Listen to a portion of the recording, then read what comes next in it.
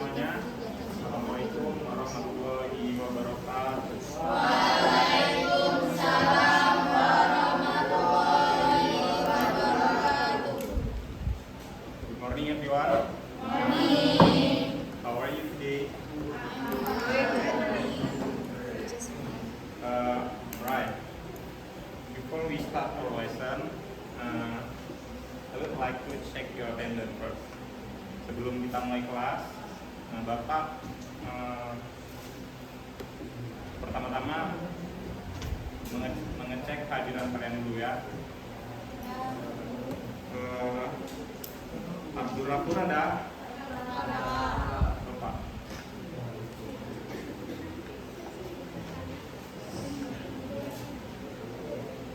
Dila Amanda. Selvi Jahara. Ada suratnya?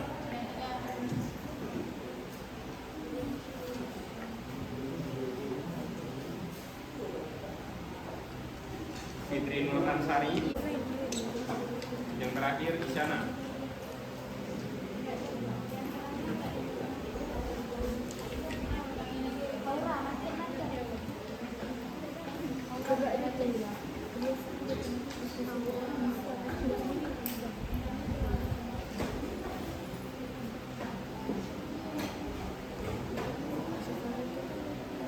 Videonya masih dulu.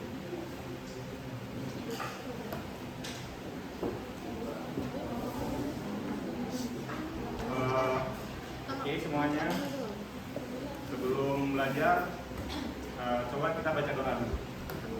Apa yang bisa bikin doa? Coba tolong lakinya. Oke, kita doa bareng-bareng aja ya.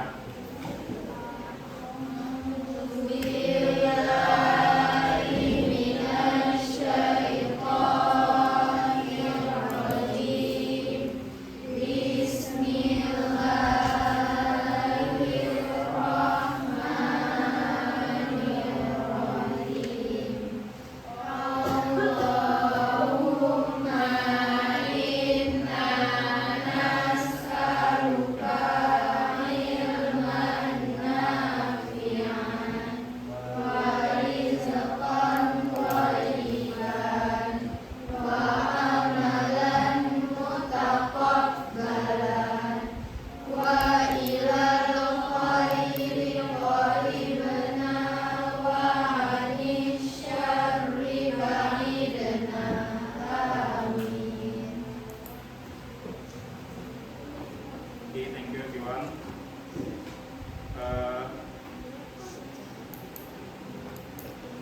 Last week's topic kita ngebahas tentang poetry, puisi, ya kan?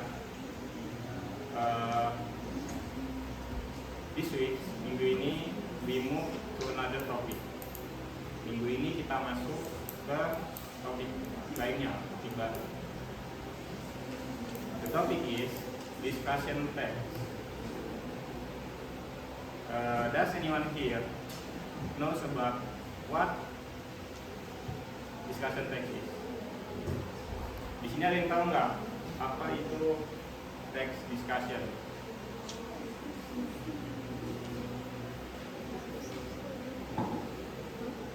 Oke.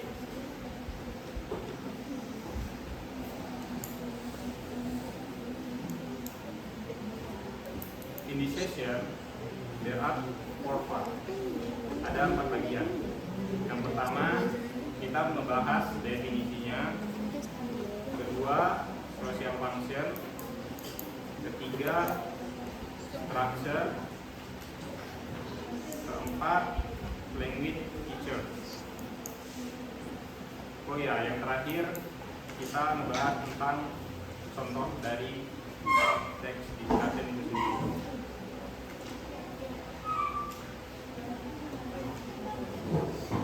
Alright, let's jump to the definition.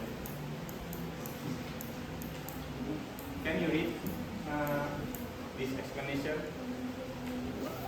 Coba tolong kalian baca definisinya, baca bareng-bareng. 1, 2, 3. Discussion text is a text that presents a problematic discourse. This problem will be discussed at the end of the topic. It presents several Oke, habis baca ada yang bisa ngertiin nggak artinya?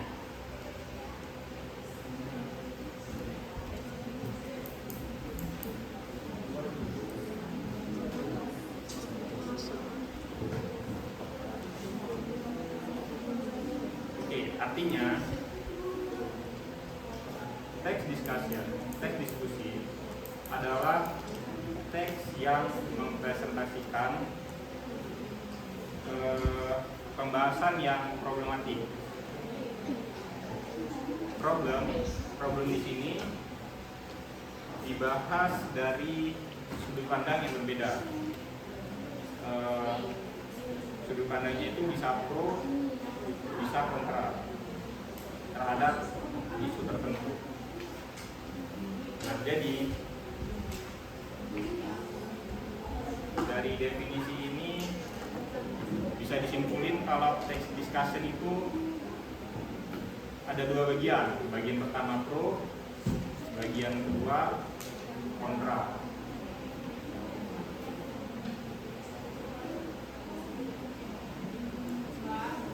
Ya. Di ngeruan ini.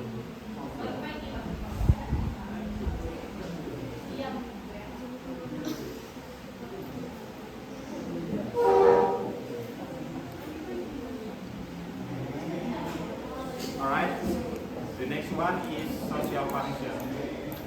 Apa itu social function?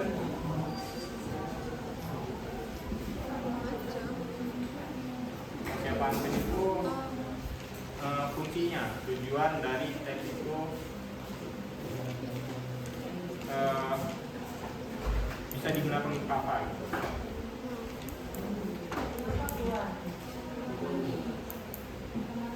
Izin mandi.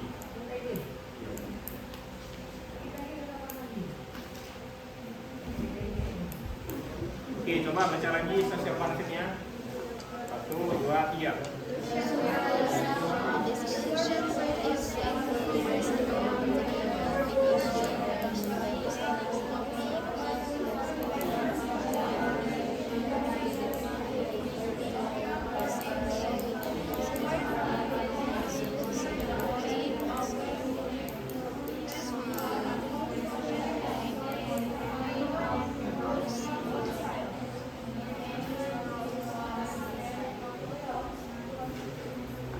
Kurang lupa ya. Ya udah gak apa. Kita artiin ya, apa itu makna dari penjelasan ini.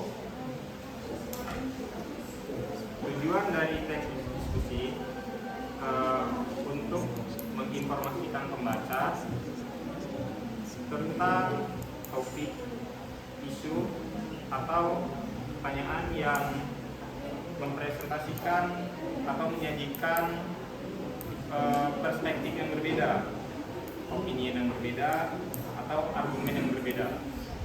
Kenapa berbeda? Karena ada yang pro, ada yang kontra. Kemudian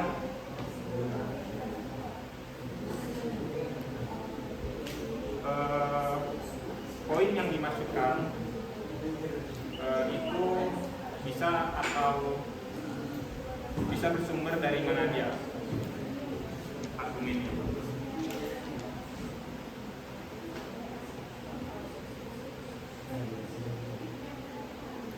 Kemudian ada structure of discussion text atau komponen yang ada di dalam teks discussion itu sendiri. Yang pertama ada isu. Coba dibaca lagi bagian isunya. 1, 2, 3 yang lupa ya. Next ya, to your promoting.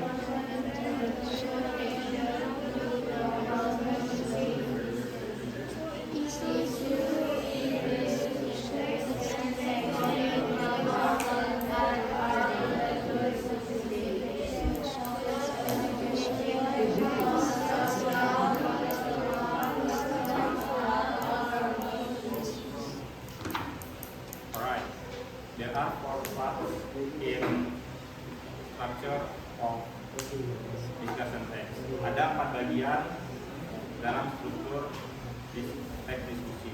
Yang pertama ada isu, argumen core atau supporting point. Kedua, argumen oposisi yang melawan argumen sebelumnya. Kemudian yang ketiga, conclusion atau recommendation. Nah, tadi sudah dibaca bagian isunya. Artinya gini, bagian ini berisi mengenai pengenalan dari masalah yang dibahas.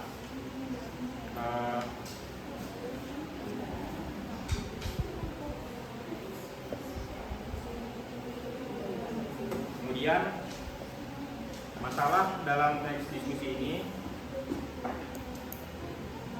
bisa masalah yang relevan di hari-hari ini, misalnya masalah pendidikan, masalah kesehatan, masalah sosial, politik, sejarah, atau masalah lainnya.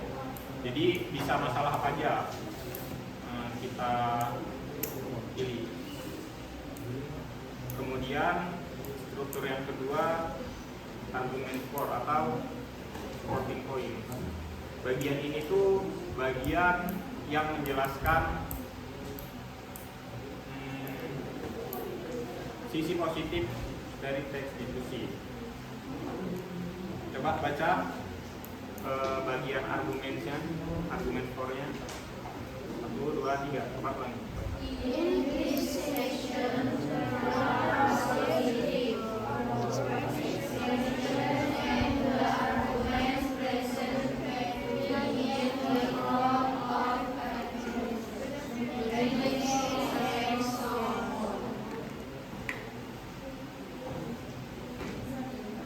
Nah, di bagian ini ada penjelasan yang pro, dan argumen dari penjelasan ini biasanya itu berupa kekurangan, berupa kelebihan, manfaat, dan sebagainya. Kemudian ada argumen against. Bagian ini tuh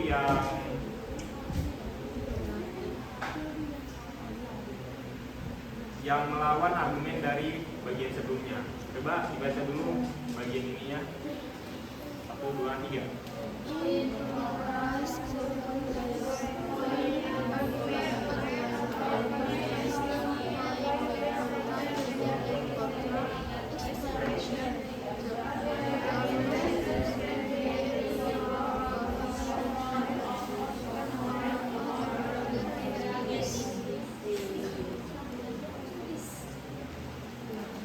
Artinya kebalikannya dari poin sebelumnya itu, argumen ini berisi poin negatif atau bagian kontranya. Kemudian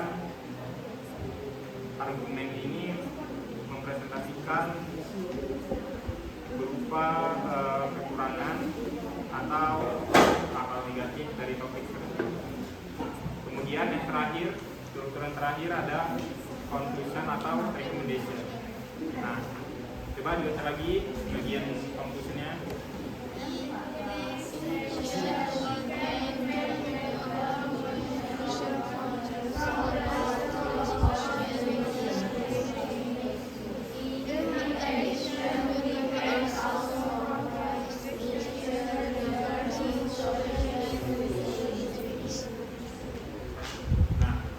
Bagian ini kita bisa membuat sebuah kesimpulan dari hasil yang didiskusikan di bagian-bagian sebelumnya.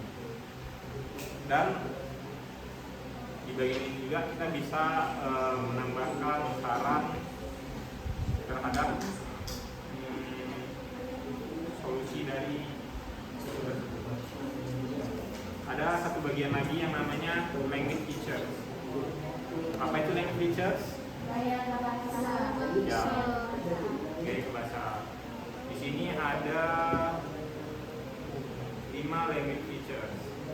Yang pertama, using straightforward tense. Nah, coba dibaca dulu.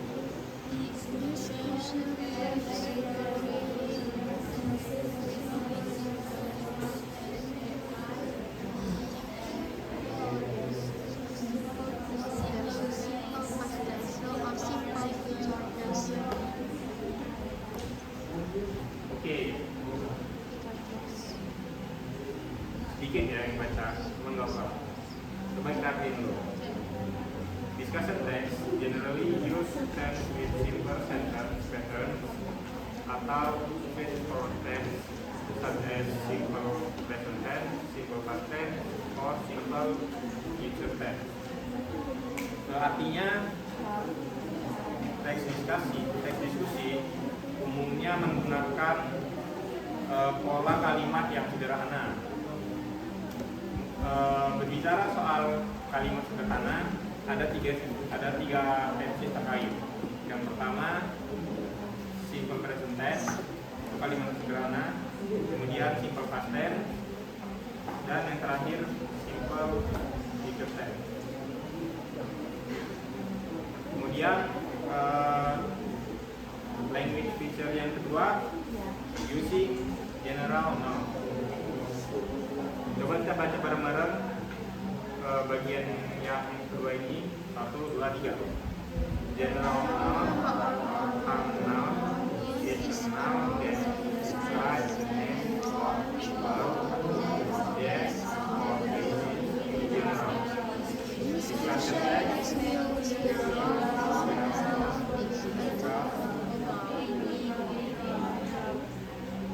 Nah, jadi di bagian ini general noun itu maksudnya adalah noun yang menjelaskan nama orang, nama tempat, atau nama objek tertentu secara umum. Discussion text menggunakan general noun ini untuk mendiskusikan topik secara umum.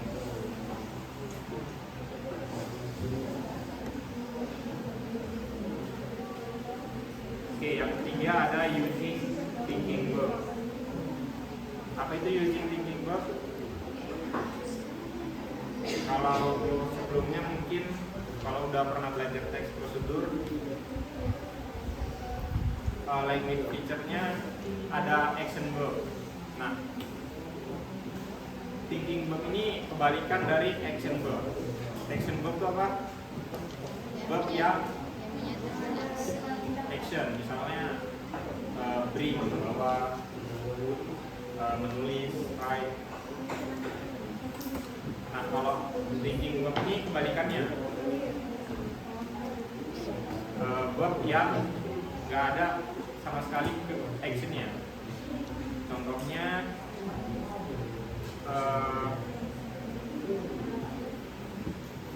berpikir kan bukan action kan. Believe, percaya, itu termasuk verb, cuman verbnya itu beda sama action verb. Sama memahami, understand, feel, rasakan, dan lain sebagainya. Kemudian ada unsur kebahasaan using modal.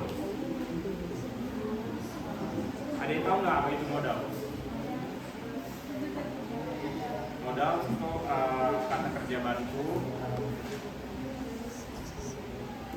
seperti must, should, could have, been, seperti itu. Kemudian yang terakhir ada using contrastive, adjective, dan casual accusation. Contohnya however, moreover, under our hand, good, medicinally, and cold. Nah, tadi kan bagian penjelasan. Coba kita masuk ke contohnya langsung supaya bisa lebih ngerti. Contoh dari teks diskusi itu sendiri.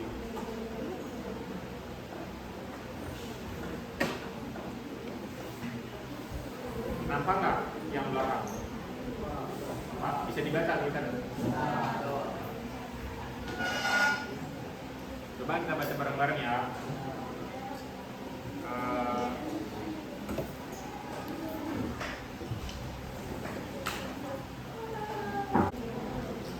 Judulnya itu video game. Coba kita baca bareng-bareng. Bagian pertamanya yaitu bagian isu. 1, 2, 3. Coba kita baca.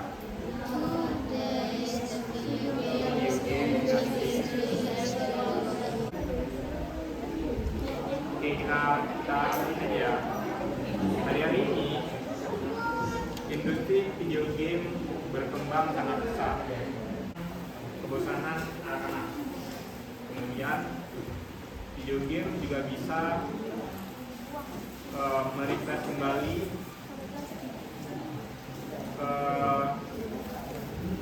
semangat anak-anak setelah harian sekolah yang melelahkan. Namun lebih lagi mereka juga berpendapat bahwa video game dapat memicu dapat merangsang anak-anak untuk lebih kreatif karena video game memberikan cara-cara yang menantang untuk menang di dalam game. Intinya jelas terlihat bahwa video game lebih banyak mudaratnya dari sisi buruknya ketimbang manfaatnya. Oleh sebab itu orang tua harus lebih berhati-hati dalam memilih game tertentu untuk anak mereka. Oke.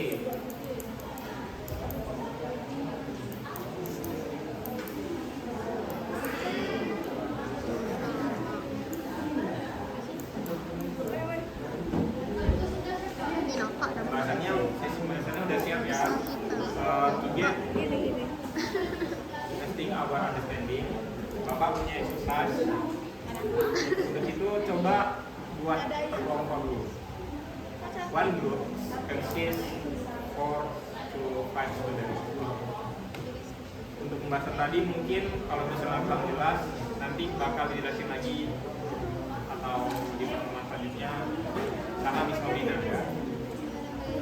Oke, kita masuk ke bagian latihan. Coba buat dulu kelompoknya terdiri dari 4 sampai 5 orang.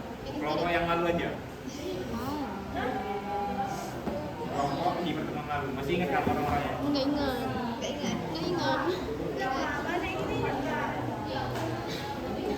Ya. Biar cepat. 4. Iya. Pompan pelajar.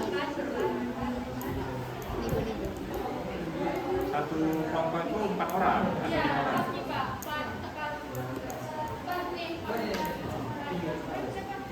Oke, pas ya. Tunggu ya, alamat. Nanti ada berapa? 2, 3, 4, 7. Ada 7 kelompok ya.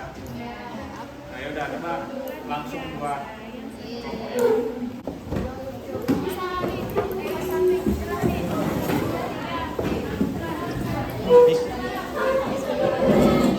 Boleh.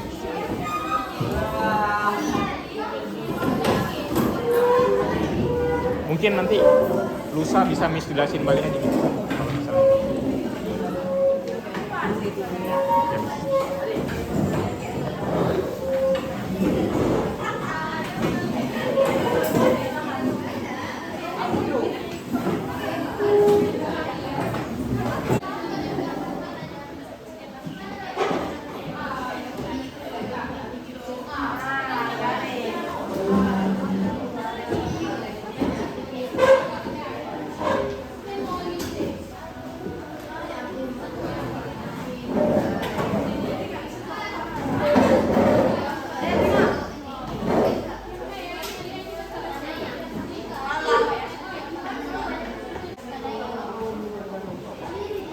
Bapak?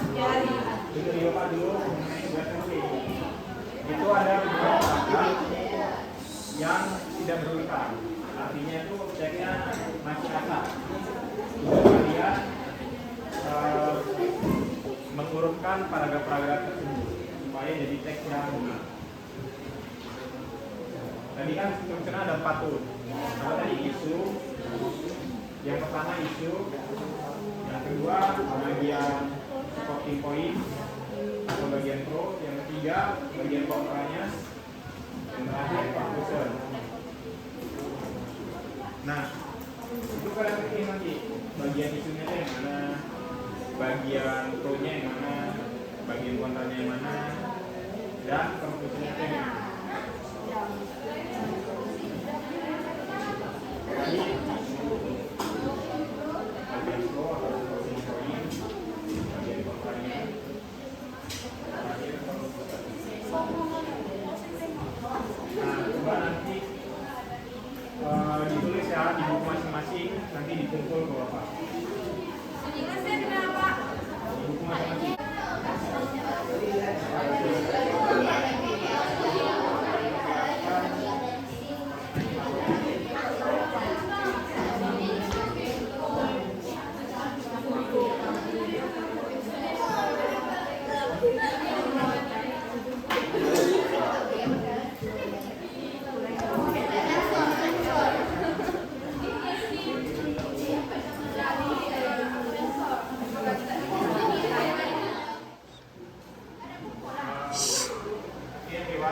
I think that's all for today. Sekian hari ini. Lebih dan kurang mohon Bapak memaafkan. Untuk materi yang belum jelas di minggu depan bakal atau akan dijelasin ulang sama materi PowerPoint.